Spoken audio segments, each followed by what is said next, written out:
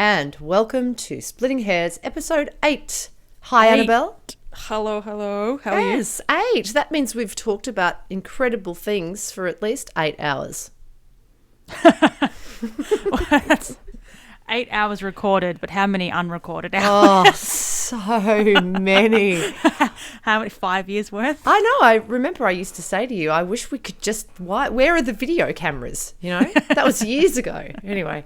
All right. So today we've got a kind of disturbing topic, quite controversial. Is it controversial? It's not controversial. It's just shocking, actually. And it's definitely my gripe, but I'm pretty sure you feel the same way anyway. The thing that bothers me is that some teachers practice taking secret commissions for violins or instruments that they push on their own students, but they don't tell the students or the parents that they're taking this extra kickback, and it happens a lot. And anyway, has this happened to you in the past? No. So this issue, it's not only just an issue, it's actually, from what you've taught me, it's actually illegal, and we'll get into that. But I'm lucky enough that I knew nothing about this problem, and thankfully I've never actually had to go through this with the instruments that I've bought and things like that. This happened, like I've not had to deal with this, thankfully. I nearly did. I had a teacher that was preparing to show me an instrument, and I didn't go through with it. I wasn't interested in buying a new instrument at the time, so I could have, but no. I've really skated under the rug with this one, and what you've told me about what you've experienced with your students. Yeah, and you know, the thing is, you won't know about it until it happens to you or happens to someone close to you and they tell you about it.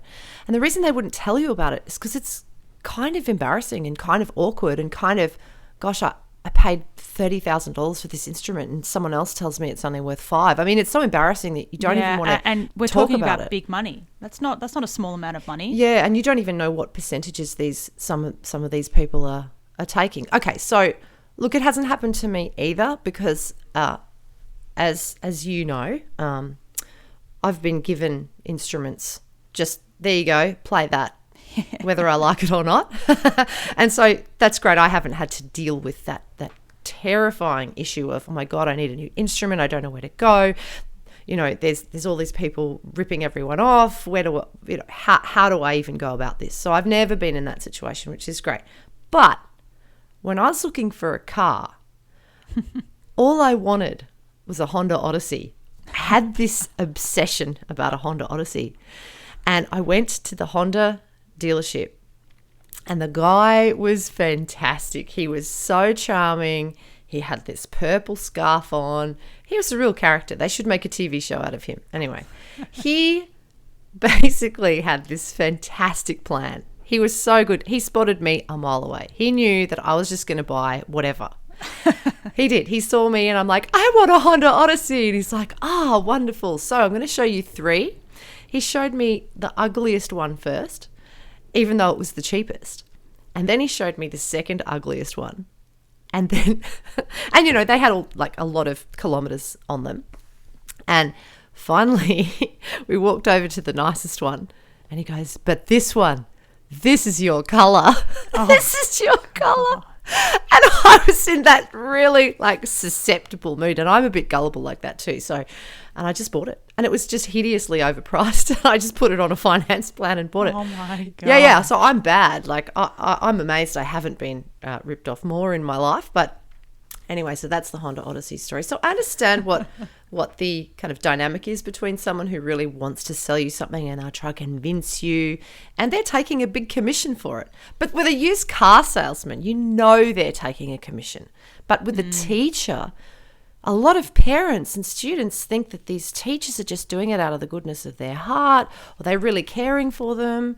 And so it's a really confusing situation when you realize, well, actually, they're not letting me check other shops, get other opinions. They keep saying, no, everything else is bad and the one I want to sell you is good. Well, if that happens to you, you've really got to start asking some questions. Yeah, so, it's if you've got the teachers saying, no, don't do that. Trust me. Trust what I'm saying.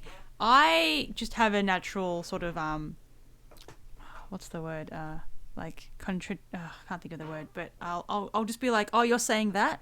I want to hear the other side, kind of thing. Well, yes, you've got it. Contrary, you know? Yeah, you are very contrary. So you won't just believe anything as it comes at you. Yeah, I mean, yeah. So it just for me, that's just me, right? Yeah, but not everyone's like that. People yeah, but then when I are trusting. but the thing is, when I go to tell somebody, a friend of mine, you know, I recommend this person or this brand of strings or blah blah blah. A part of me is like, well, what's my incentive?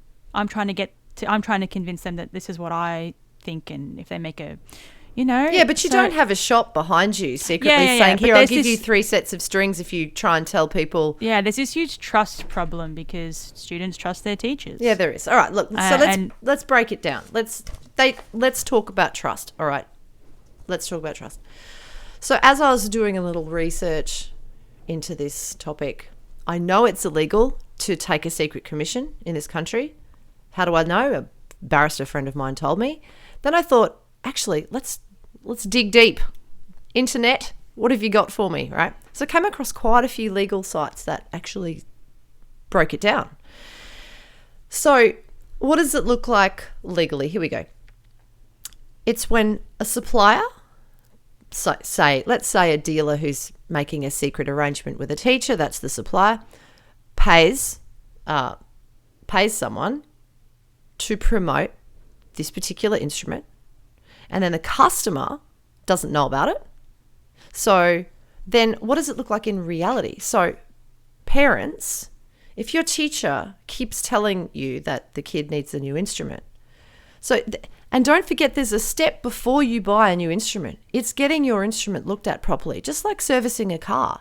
You've got to go and get that instrument looked at because there might be some measurements that aren't quite right. The sound post might need moving. You might need to change strings. There's all sorts of things you can do before you commit to a new instrument. That's really important, right? And you've done that, Annabel. You've dedicated a lot of time to tweaking and fiddling with your own instrument. Yeah, and mine's my little test instrument because I have because of the type of instrument it is, I'm like, all right, change everything on it. Literally everything except the pegs I've changed. Yep.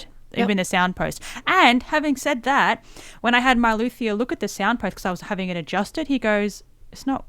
He's like, what? He goes, I have to take this thing out. He took it out and it had been cut wrong. So, exactly. It should have a flat bottom. It had an angled thing, so it was sitting on an angle. Right, so it's been cut wrong. Yeah, that's a huge problem. That is, I could have gone, oh, no, new instrument, rather than, let's just move the sound post, go to the luthier who I trust and just, no, it's had to take it out. He cut me a new one. So much better. Yeah, so that's a step that parents should take first. Am I getting the best out of this instrument, right? So that's fine. And if you've really done everything and you need a new instrument, you tell your teacher and your teacher's like, oh, here's 6 that I have happened to have prepared earlier. And they're all around your price range. See, no matter what your price range is, they'll say it's your price range. And so then they start telling you that there's nothing available anywhere else. So that they'll start telling you all these stories about these instruments that they're trying to sell. And if you bring in any other instruments into this, comparison, they'll just talk down all of the other instruments. So this is like a clue how you know that maybe they're getting something out of the sale of the instruments that they're showing you. And also, just as a tip, because I had this mindset for a little while, which don't be in a rush, whether you are or not. Don't be in a rush to get an instrument. Absolutely. Because if the wrong person finds out you're in a rush, it's going to advantage them and disadvantage you. Well, that was my man at Honda. I was going to walk out of there that day with a car. He could feel it. He could smell it. He could sense it. So, I mean, I've always had the notion of if you are looking for a new instrument, honestly, take your time. Yep, definitely. Go everywhere, ask everyone. I've had people say to me, don't do that for other reasons. But I do think just don't be in a rush because we're not short of instruments. Yeah. We're really not. There's problems around getting instruments and that's what we're discussing. Yeah. But, you will find something. You will. Yeah. Yeah. And that's right. Don't be in a rush is a really, really good piece of advice. So anyway, what else happens? You start to feel like you're being bullied a little bit. But the problem with a parent who's not a musician or a student who's younger, they automatically respect the teacher's opinion because they are ignorant, basically. They don't know the world, so they have to trust these teachers. And like, just careful with the word ignorant. It's just true, and it's that plus trusting. Yeah, you don't know. You're not aware of this. But I've skated out of this. So this conversation today, you're hearing me think out loud because I'm totally out of the loop of this conversation. This problem. I've never come across it. So that's why it's, you're the one. It's my, Well, also I've had it happen to so many new students of mine, so many. As someone who's walked into those string shops and looked at things and talked to those people and stuff, I have been that trusting person, and so it could have happened to me. It almost did, but there is this, the way Australians are. We'll stick to Australians are. We are trusting, and it's ignorant. Because we don't know. This is not you just don't know. Yeah, we can talk about it in a sec. I want to keep thinking about. I want to keep talking about what it looks like and what it feels like when it's happening to you. Because if anyone's listening to this that has been in that situation or will be in that situation, they have to be really, really careful that they're not being tricked or they're not being lied to, right? So let's just say outright, right now, taking a commission in this country is not a problem. It's only a problem when it's a secret. Okay, so when people start... Real estate agents take a commission. You expect real estate agents to take a commission. You expect shops... Salesmen. Yes, but you also expect violin shops to put a markup. Yes. And that's fine. And they're selling instruments on consignment. That is completely reasonable. They're not doing it out of the goodness of their... Yeah, but you assume this. But the problem is you assume that your teacher's just trying to help you. And so, especially if you're a parent from the non-musical world. And so you stop trusting your own instinct. Like, you'll see an instrument, the instrument that they're showing you, it might be really awful. The fingerboard might be crooked. Bits of varnish might be coming off it. But this teacher is telling you all these stories about it because they need you to buy that instrument because they're taking a kickback from the sale of this instrument. And if they don't tell you, it's a huge offence in this country. So, okay, you've got teachers and dealers pushing instruments. Well, let's stick to teachers. Let's stick to teachers. Maybe there's a dealer standing behind them, secretly forcing them to do it, but the teacher doesn't have to do it. Wait. You've got teachers pushing instruments, right? And you've just said they're telling you this story about it. So what's the selling point of these instruments is that the story behind it may be the maker. So there's this, like, my question is, are these instruments, are they any good though? Well, are they all terrible? Are they, that's a really good question. You can't possibly know. And you can't possibly compare successfully because your teacher basically won't let you. And the thing about parents and younger students is that these people feel that if they go against what the teacher says, they'll miss opportunities. They'll miss their teacher putting the kid forward for something. They're literally scared that their teacher holds the key to the success of their child. And so this is basically an abuse of power. This is just so unethical. It's just not even... I mean, I'm so glad we're doing this episode because it has bugged me for so long. And I want everybody to know that it happens. And I also want people to know that it's a huge crime. Like, you can go to jail. It's like a $200,000 fine or something. Anyway, we can get into that later. So now let's back off a little bit. What is the problem? Like, so what? You just take a little bit of, like, let's talk about what else is so terrible. You talked about trust before. I mean, how can you possibly have a good relationship with someone who's caring for your child's future if they're just trying to trick you and rip you off? Well, it goes to people don't know.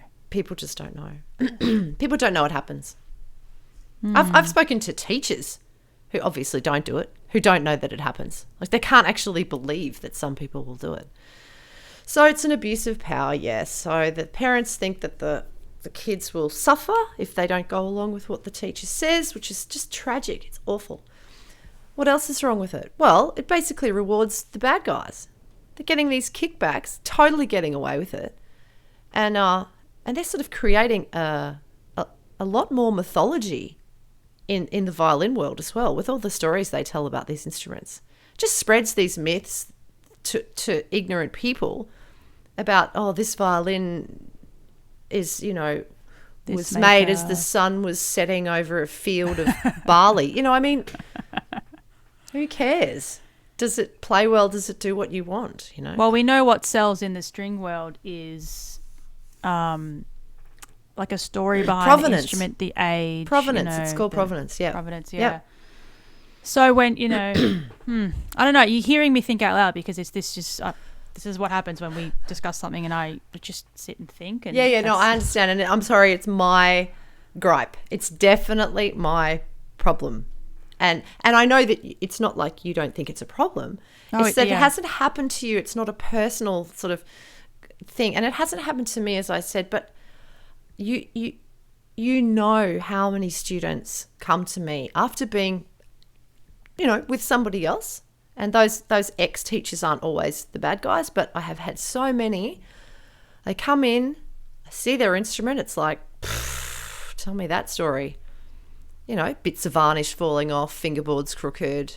They've paid $30,000 for it. So is it a twofold problem? One is that it's the abuse of power from a teacher selling an instrument, really almost, not bullying's a bit strong of a word, but sometimes it is quite bullying, yeah. So, but sort of, getting a student to buy these particular instruments, and then the quality of the instrument. Is there someone have you ever had a student come across showing you an instrument and they went through this process from a previous teacher, but the instrument was actually okay, or all these instruments? Yeah, it's a really good question. I think that if someone is engaging in really unethical practices, the chances of the instrument being really great is very low, because if their only motivation, dealers, teachers, if their only motivation is money and quick money, then there is no incentive for them to find decent instruments. And usually if they don't have the right expertise, the right knowledge, the right background, the right education, they're not picking decent instruments because they don't know what a decent instrument is. Like, we're talking about a group of people who don't care about others, and they don't care about quality, and they don't care about good behaviour. We're talking about those people, okay? So the chances of it being a good instrument, see, I haven't seen in my 15 years teaching in Melbourne, and all the times that this has happened to those students, I have not seen a good instrument. In fact, the only reason I ask about the story of their instrument is because the instrument is so terrible, and I can't believe that they've been sold something like that. But you teach a lot of university level students, so you don't teach beginners, you don't teach young people. So how are these students picking up an instrument and going, yeah, that's a good quality instrument, I want that one? They're not making the decision for themselves. There are other forces, and they're insecure. I get a lot of insecure students who have not had good experiences with other teachers, and I'm so happy. Let me say this in public forever. I am so honoured to be able to teach people who have basically had everyone else give up on them. I love it. This is my bag. It's my game. Is that directed at me? I haven't had people give up on me. No, you've given up on them. Yeah, see ya. Actually, that summarised a lot of my university years. Well, just went, whatever, uni, I'm just going to get through it, get my paper, keep lessons going, move on. Yeah. That's seriously it. You know how much I love university. Oh, look, yeah, well, we did that one, didn't we? What was that, episode 6 or something? Yeah, something. Yeah. Okay, so what is, there's one last thing that I think. No, there's many more things we're talking about. Oh, no, I know, but one last thing in this category. Oh. I have got like 4 more categories, don't you worry. It's not, so we're talking about a group of people who are unethical. What does that ripple effect do? It means that the legitimate people who are trying to operate in an ethical way it means that they suffer because they lose sales. So the more of these teachers you've got making these dodgy deals with dealers, forcing these terrible instruments on students, the more that the legitimate shop fronts and the legitimate luthiers and the legitimate salespeople, the more they lose. And where do you want your money to go? If you're accidentally giving a percentage of your money to someone who hasn't even told you they're taking a cut, what are they doing? They're not declaring that to the ATO. They're just pocketing that and like going on their merry way, laughing all the way to the bed, because they're not putting it in the bank, let me tell you. This is just one facet of the really bad culture we have in the string world. Let's talk about Australian string culture. Good job. So how is it so rife here? Like how? Australians, as you said, they tend to be a little more naive about this stuff. Because we only know what we're taught. For the longest time, I thought old instruments were guaranteed to be better. I didn't even think about modern instruments, even modern as in the last 100 years. Didn't think about it. Yeah. Because we're taught that, these bad narratives. The name of this show was originally meant to be the Splitting Hairs and Destroying Bad Narratives, right? Yeah. Which is what we're doing. Okay? It is a bad narrative to think that old instruments are better and certain makers are better. Yeah. And overseas things are better as well. I have had to really shelve my grievance from people who believe this stuff because they don't know. Yeah. They genuinely believe this because their teachers believe it, because their teachers believe it. And it goes all the way down to the people that, now you've got me going, that know better and keep this stuff going. Yeah, that's okay? right. That's so right. I can't blame my friend next to me who says she bought a bow from her teacher. I can't blame my friend who says, oh no, I must have Italian. I can't blame these people. Yeah. I can sort of be like, take the red pill or something, like, come on, just ask a question. So like I said, I have a contrary personality. So when someone says to me old is better, I go, all right, I want to go look at modern. And when someone says to me modern is better, I want to go look at old. I'm sorry, I sit in the middle like that annoyingly. Yeah. You can't convince me. Yeah. That's right. I think more people should be really irritating like the way you are. Yeah. I It's think made for some. you should be. You are the thorn in the side of people who just want to say something and get away with it and be believed, But we've got cultural cringe here, which is what you're talking about. The basic culture of the classical music world, especially strings, is that only overseas is better. Only something coming from overseas is better. Mm-hmm. And foreign people have more authority in this classical business than a local person. And this is really, really destructive thought. Yeah, this is going to lead to we'll not talk about this today, but another conversation on the Australian identity in the classical world. Yes, good. So just I put a pin in that because that bleeds into this, or that because of this is Western classical, and we're influenced from those countries and that which is it's fair. We've got to learn the history of where it's all come from. Definitely, so it's not a bad thing, but at what cost is it? But I think we're ignorant because we don't learn the history of it enough. We only believe it second, third, fourth hand through dealers, through teachers who are profiting from it. So we're learning we're learning the history through people who are benefiting from the old, for the mythology surrounding it, like old Italian instruments are always better than everything else. And anyway, let's not... Well, they are. That's true. That's totally true. Well, let's not dwell on that one anyway. So Australians are not used to haggling or questioning the price. So you go into a shop, if you go into Myers or DJ's, that's the same price no matter whether you're a girl, a boy, a coloured person, a white person. I know that sounds really political, but I have experienced someone making a different price for a girl, a different price for an Asian, based on their own, set of serious problems towards humanity. So, you've got this unbelievably, it's not a level playing field.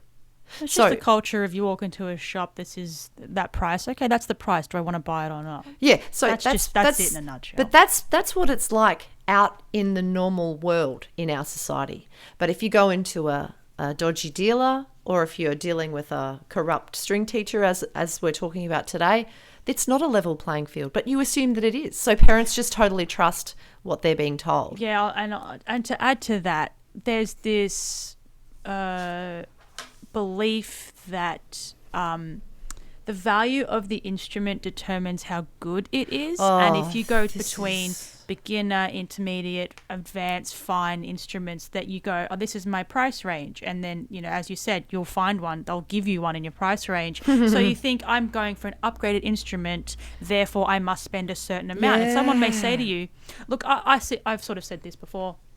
You know, I could have two instruments and one could be $40,000, one might be, and I've played this $11,000 one, and it was a beautiful French instrument. And I've just, you know. That's right. So you're saying the assumption is that if the price is higher, it must the quality's be better. Quality. And I've always used the word caliber of instrument. Yeah. And some people attribute caliber to only handmade, and that's a separate conversation. Well, we did that in episode 1 or something. Something like that. But yeah. I'm sorry, I derailed you. I didn't mean to derail. I didn't mean to derail you. I didn't mean it. Anyway, so how the tables have turned. We're talking about Australians and why this problem is so rife in the string world. I know what I was going on to. So if you know that the value of an instrument is, say, $20,000, like you want to pay, this is the cost of the instrument, and then the person selling it to you does say to you, 2,000 of that or whatever is their consignment or whatever, is the instrument actually now worth $18,000? Oh, right. So you're saying, okay, taking the commission into account, whether it's a secret one or not. What's the true value of the instrument? What's the true value of the instrument? Well, that's insanely difficult to break down, because I'm not an auction house. I'm not a luthier. I'm not anyone with any expertise like that. But are you saying that if the commission was taken off, would it affect people buying that kind of thing? Well, I don't really. Well, I'm so glad you brought that up, because I do have one story to tell. I know, and this leads on to my next category I really wanted to talk about, which is the difference between Australian culture in terms of taking commissions and the American culture. So I know this wonderful pianist, and she's American. And I asked her about this I know problem. who you're talking about. And so awesome. Yeah, she's just divine. And I asked her about this. Does this problem happen in the piano world? And her response was really interesting. She assumed that everybody did it, but everybody knew, because the piano world's a bit different. Because what happens is you go into a piano showroom with your teacher. And what happens more often than not, especially with my friend, she says, okay, I'm so glad you found your dream piano. I'm going to tell this piano showroom to take my commission off the price. So I'm going to give up my commission. So in the piano world, does that happen every time? I really don't know. But the thing is, I'm thinking, well, I should ask different pianists, because she's American. And the difference between Americans and Australians, there's so many differences, right? Americans assume that someone's making some money out of promoting something. It's in their culture. There's they invented sponsorship deals, represented artists, sponsored athletes, endorsements. It's everywhere. It's absolutely everywhere. Everyone assumes that it's happening all the time. Whereas in Australia, that assumption's not there, because we're British colony, so that doesn't happen. In fact, Australians look at taking a commission as quite icky, quite distasteful. Oh God, probably like sleazy salesman kind of thing.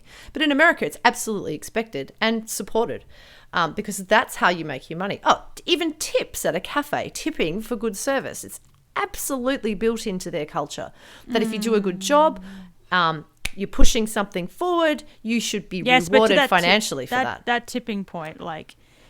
that also no, I don't. But look, it's not that it's exactly the same. But all I'm saying is it's another thing about the American culture that is different from Australian culture. Okay, we have minimum wage that is decent, so we don't need a tipping culture. Yeah, that's what I was going to say. But but again, that's a more socialist thing from being a British colony than Sarah, it is. I really don't want to get political. No, Please no, stop. Please stop. I don't want to get political. It's all I'm saying is that the reason that this secret commission business is so rife here is because we find commissions distasteful. So anyone who's making one is probably going to shove it underground and keep it secret because we find it distasteful. Besides that, most people, in my experience, the people who do it in this country come from other cultures where they don't find it distasteful. They find it necessary. It's absolutely mandatory and necessary for survival to be secretive and to rip people off. So that's another issue as well.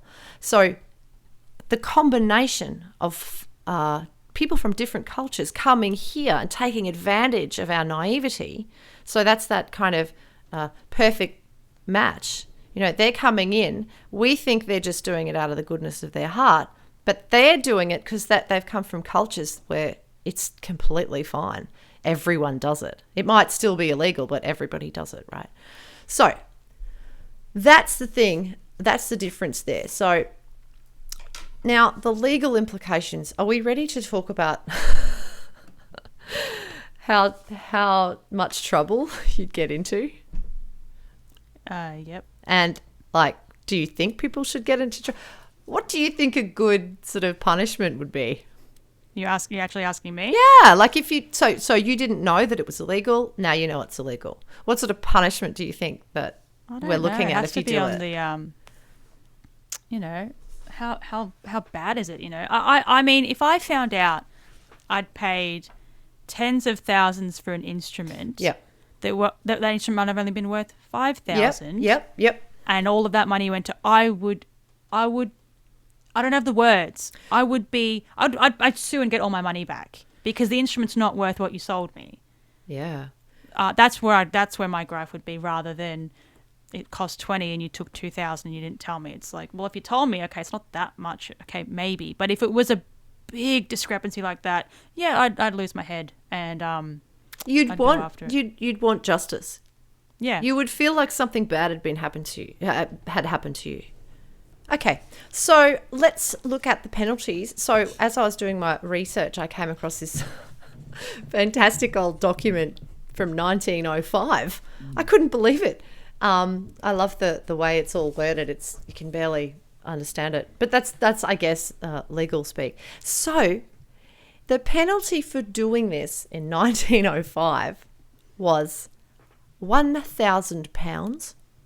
Now, I adjusted all that for inflation and time passing and all of that, and it's almost 150,000 Australian dollars, okay? Or 2 years imprisonment. Now, if I go to my other document here, the penalties in Victoria, the legal position with regard to commissions, gifts or benefits remains the same whether it's a corporation or an individual doing it. The penalty is a fine of up to $193,428 for a corporation and $193,428 for an individual, and up to 10 years in prison. Yeah, so this is not just a dumb grievance we have on a podcast. This is actually a thing. This is a actually crime. Illegal, and it's severe punishment. And it's not only destabilising any kind of ethical basis for an industry and a culture, it's illegal and you can go to prison. So spread this word.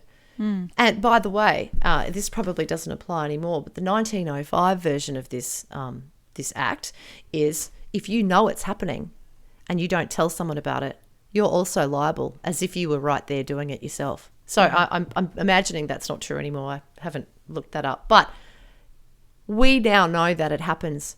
So what's the solution to this? Let's talk about what we can do, what parents can do, what students can do. You've got to ask your teacher, oh, by the way, are you taking a commission for the sale of this instrument? Be brave. Do it. Ask them. You'll know straight away if they're lying, if they say no. Guess what? If they are, just say, oh, okay, great. Do you have some sort of document I can sign so that, you're protected? No one can accuse you of taking a secret commission. Just go for it. Play a little game with them. Yeah, and be like me and just don't trust anybody and just ask all the questions. Don't trust and ask questions.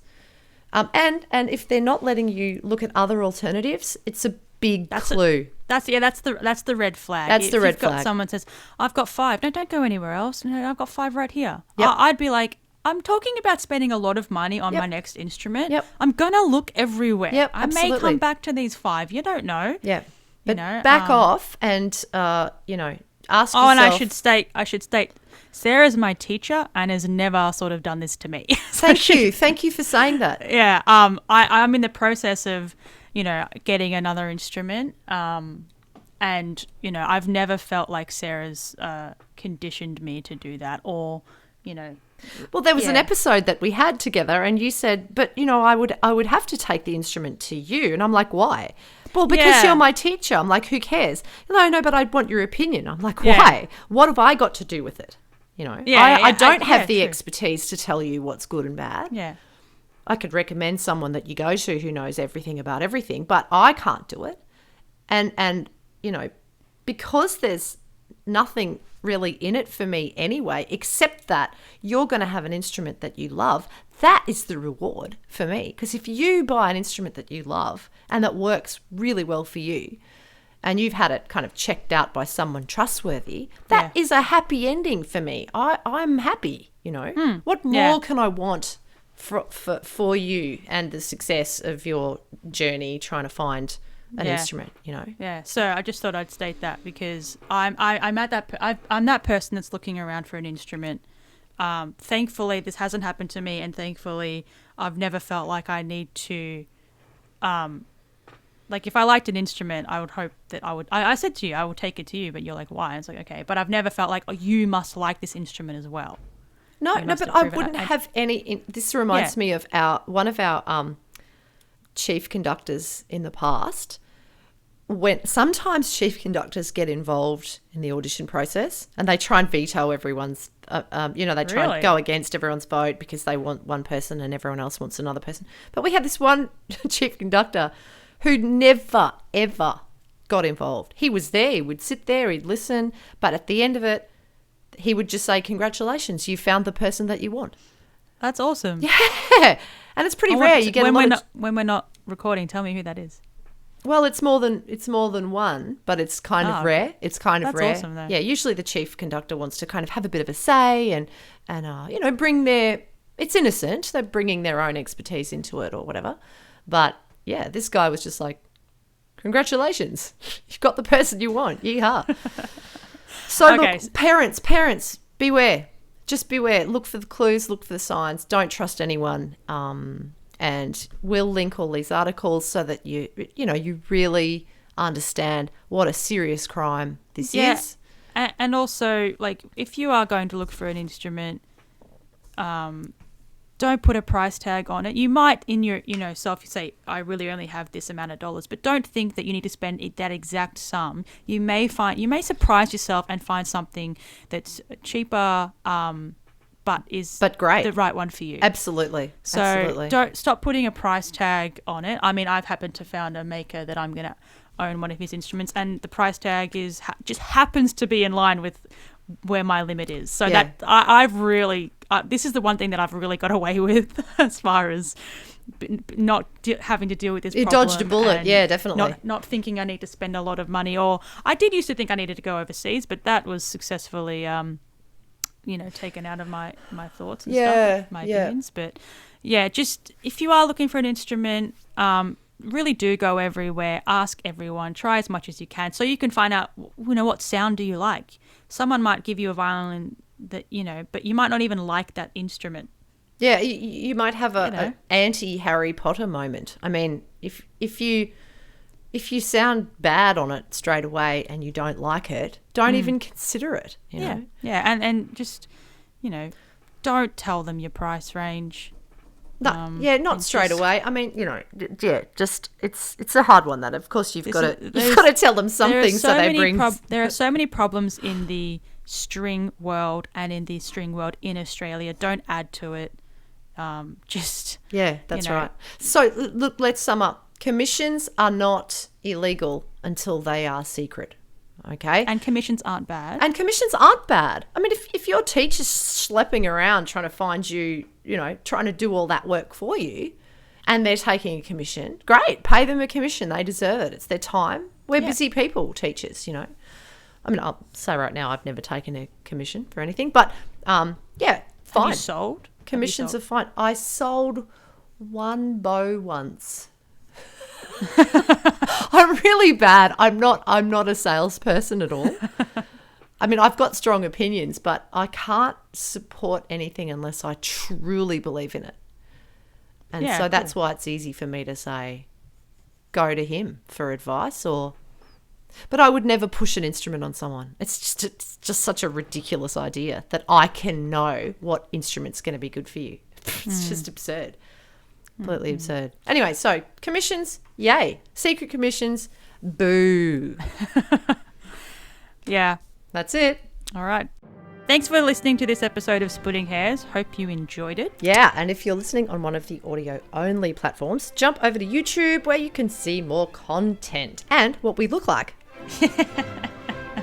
I'm the young one. Like, share, and subscribe. And we have all the social medias like normal people. So go and follow us there as well. Awesome. Okay, bye. Sup, bye.